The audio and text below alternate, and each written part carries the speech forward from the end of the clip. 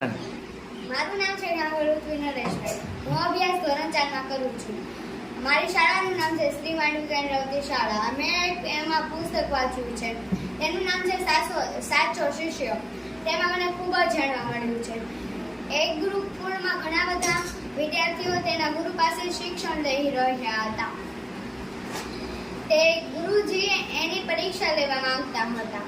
તે એને બધાને એક કેળું આપ્યું અને બધાએ એને એમ કીધું કે સંતાન કેળું ખાજો, એમ કોઈ ભાડે નહીં, એમ ખાજો. તે બધાએ ઝાડ ઉપર ખાધું, સંતાન ખાધું, એમ બધાએ ખાઈ લીધું. અને એક વિદ્યાર્થીની પાસે કેળું હતું. તે ગુરુજીએ પૂછ્યું કે બેટા તે કેમ કેળું ન ખાધું? એ વિદ્યાર્થીએ એમ કીધું કે મને કોઈ સ્થાન ન મળ્યું અને તમે કીધું તું કે ભગવાન ઉપરથી બધું જોવે છે, આપણે એકલા નહીં ખાવાનું.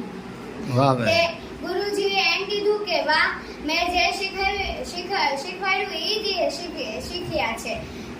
અને ગુરુજી બહુ જ ખુશ થઈ ગયા હતા. ધન્યવાદ.